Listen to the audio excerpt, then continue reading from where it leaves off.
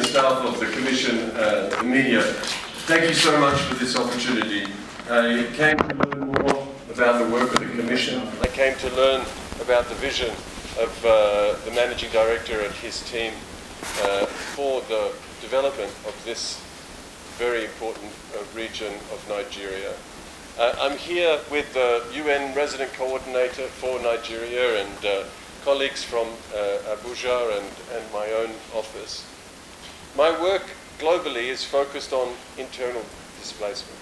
Borno, unfortunately, is one of those parts of the world that is suffering this problem, like many other parts of the world. 1.6 million people in Borno are internally displaced. Some of them have been displaced for 10, 11, 12 years. I know the governor is committed to trying to find solutions for these displaced people.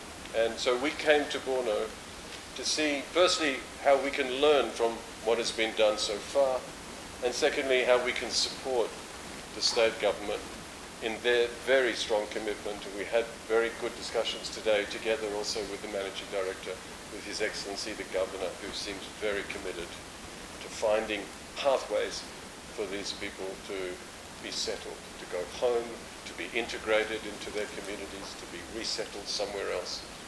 So we're here to learn and we're here to support. Solutions for displacement require long-term investments. They are not things that happen overnight. They require investments in houses, in infrastructure. When people go home, schools need to be rebuilt. Health facilities need to be functioning. Teachers need to show up in classrooms. Doctors need to show up in the health facilities. It is a long-term development enterprise, not a short-term emergency one.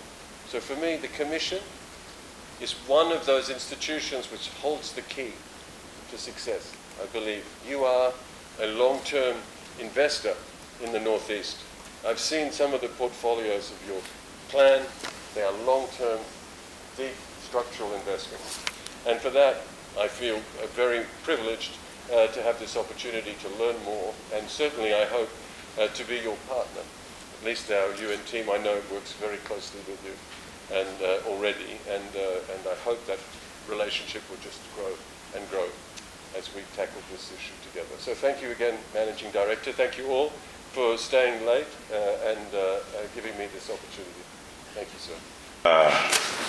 Your Excellency, Assistant Secretary General of the UN,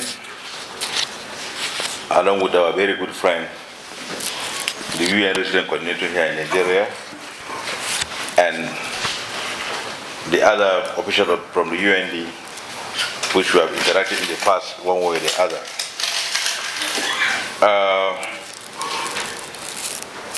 In fact, when I attended the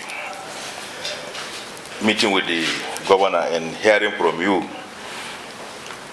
the kind of vision you have and the kind of assignment you have in having a new approach in handling the issue of IDPs, I came back and said, let all the management team should come here and hear about what you're going to talk about, because it's part of the challenge we have here. I'll give you a small background. This commission was established in 2017, but it was signed into law in 2019. During our inauguration, the President Bazen said, I am giving you 4 months to start developmental work. That time we are assuming that the issue of Boko Haram, IDP camp should have been totally eliminated, and we start our work as interventionists, because with the act of the Commission provided that we should be doing more of the developmental activities. But unfortunately, the insurgency keep working, and but thank God, the rate of the activities has reduced. We are very happy in our ESCO when I told them that you are coming today, and the sole aim of coming is to discuss how the issue of the IDPs can be handled differently. How we can have a sustainable approach to ensure that we don't have IDPs, and if we have, there must be a timetable when those people go back to some organized structure, rather than staying in the IDP camps and we spend a lot of resources in providing foods and so on and forth, but without really having a determinate date when they will go back. But I'm sure with the new approach of the UN, there could be a very cohesive and articulated way of approaching the IDPs. On our own side, we have already developed a master plan for the Northeast, which the UN team has really assisted us in providing a lot of technical support in drafting the master plan and even providing some of the skills which we don't have in-house. And this master plan we developed was supposed to be for 10 years for a start. And it is being paced in 4 phases. The first phase is the recovery and stabilization. That is from 2020 to 2022. That is when we've seen that at least there could be enough adjustment to see that the conflict is reduced and people are at least comfortable, public authority return, and so on and so forth. We have also what we call the renewal phase, which is we calculated start from 2022 to 2024, which focuses on now resettlement, renewal, and to begin a public sector-led regeneration of the natural and socio-economic environment based on the SDGs and other things. So our phase 1 to make sure that we clean up the whatever humanitarian or in between, but taking into account that it's not linear approach, because definitely you have some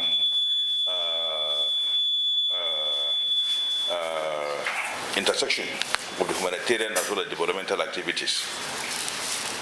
We now have the phase 3, which was ought to have started 2024 to 2026, which is a span on the regeneration agenda to trigger a transformation of the socio-economic environment by using strategically impactful public-private sector schemes, programs and projects that are driven by the public sector, because that is where the government can come in. Then we have the last phase, which we call it sustainable growth, which will start 2026 and 22 up to 2030. It focuses on setting up sustainable systems, process to create an enable environment that attracts investors and encourages the participation of the private sector in the provision of public services. It should be private sector led, with the public sector only providing a conducive policy and regulatory environment. The public sector will continue to provide the basic social and fiscal infrastructure, road and so on and so forth. So we have this idea, but as I said earlier, at least we have the phase 1. As it is now, with the help of the international organization like UN and so on and so forth, as I can say we will achieve at least 80%, depending on where you are. The 6th state we are pretending, when you go to Gombe, Bauchi, and even Adamawa, we can see the incidence of the activity of the Boko Haram has reduced. Even here in Borno State is because of the fact that every day or every week have those who are surrendering. So that was to create another secondary humanitarian level of support that is required. This master plan we developed has 11 pillars, which are categorized into 11 pillars, which we have. First, we talk about peace, which is part of the phase 1. Everybody knew that the Northeast region here is known for agriculture, but unfortunately, because of various reasons, it has dropped. But we want to bring back the leadership in agriculture to the Northeast by encouraging anything in the range of the agro and agri-businesses. Our pillar 3 talk about healthy citizens. Pillar 4, educated populace. We want to see flourishing trade in the region. Pillar 6 talk about productive entrepreneurship by capacity building and all that. We want to bring in infrastructures that are very purposeful and necessary. For a start, what we did in the past 1 to 2 years is to look into areas where if we do some good roads, that will improve agriculture and improve security. Yesterday, 2 days ago, like the BFI commissioned a road in what we call the Jere Bowl in Borno State. That area is known for its production of good rice and so on and so forth. About 2 years ago, there was an incident in that area where about 100 farmers were killed by the insurgents in broad daylight. And the president came, sympathized with people, and directed that area must be open. And today, we are awarded contract to construct about 40-kilometer road linking all the cities in that area. And when that is completed, it will improve transportation, improve access to farming, and then with the attendant employment and so on and so forth. Because that area is known for its rice production, and people are more entrepreneurial when you come to production. But because of the incident of the Boko Haram and what happened in the last 2 years, I think people have decided to abandon certain things. But with that road we're talking about, we can do so. Also, another road in Yobe State is where they call Alagorno,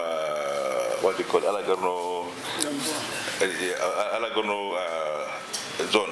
This is another agricultural area because of the environment there. The insurgents like that place because people cannot go there easily because there's no good road. So I decided to now open up the area so that farmers can farm and security will improve. So okay, Galtamote, another area, and also in Yobe State. So we are looking at areas that normally the state governors or state government might not want to, but we try to see that those areas are open. Then we are also looking at how can we protect the environment and also bring it back, because most of the ecology of the system has been distorted by the fighting, both by the insurgents as well as also by the military fighting. So we want to see that that environment restored. And we costed all these activities at that about last year June, and we came up with a figure of about 80 billion naira. In dollars, sorry, in dollars term. $80 billion.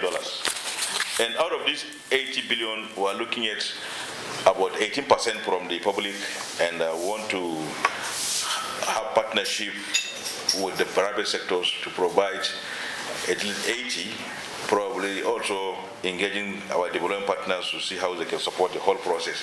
So the whole idea is a gamut of how we can improve the ecosystem in terms of industrialization, farming, agriculture, and so on and so on, so that people can go back to their original farms rather than staying in the camp. But like you have visited one of the camps today, I'm sure you have seen the environment, and but if you have done that like 5 years ago, it's quite different, because I can remember when we started, we have about 52 camps here in Maiduguri, but now I think with the action of the government, I think they have drastically reduced, but still we have some. And also, as we are saying, looking at the fact that the IDPs are going back, those who are repenting and now resurfacing, they become another secondary issue. But all this, I think, with the approach of this durable solution, I'm sure we can partner and see how we can do. Also, a part of our program is to build houses, because that's where the issue started, because over 80% of the housing stock of the North East have been destroyed.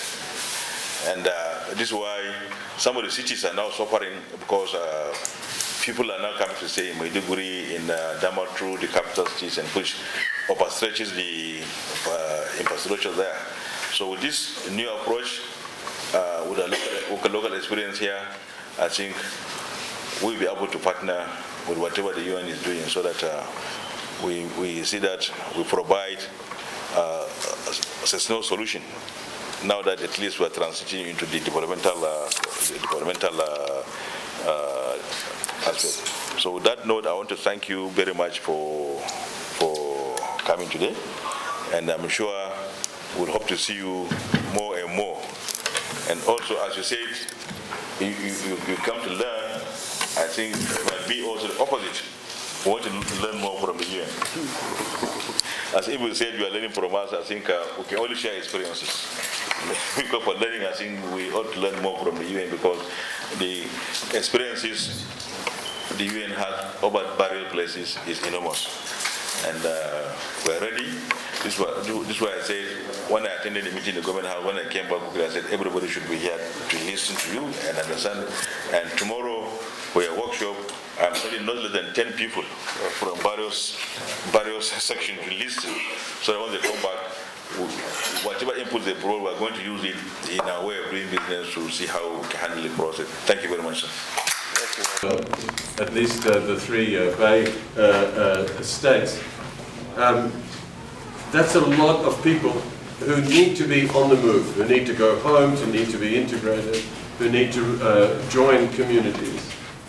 And I think with our development approach, our vision very much is that we don't invest exclusively on each family, but we lift the community and the neighborhood up. So the investments benefit many, not just the 2.2 million IDPs who are on a solution, but the communities in which they live, the markets around which they depend, and so forth. So I think finding a smart way, and I'm very grateful that many of you will come to our discussion tomorrow, finding smart ways in which you can do what you need to do, your investments, but include horizontally across your investments some space to accompany this displacement solutions work. Everyone wins. You get your investments, you lift communities, but at the same time, without additional investment, you are also part of a concerted, important initiative to move people out of their displacement. This is the conversation we have with the World Bank, with the African Development Bank, with the European Investment Bank. It's about finding smart ways of integrating this work into some of your sector strategies and investments. So when I hear your pillars, Your Excellency, I see so many possibilities. It requires coordination, requires a clear plan so everyone knows what the goal is. But it's not about new money, it's about better coordination across existing investments in many ways. So I really feel I'm in the right place.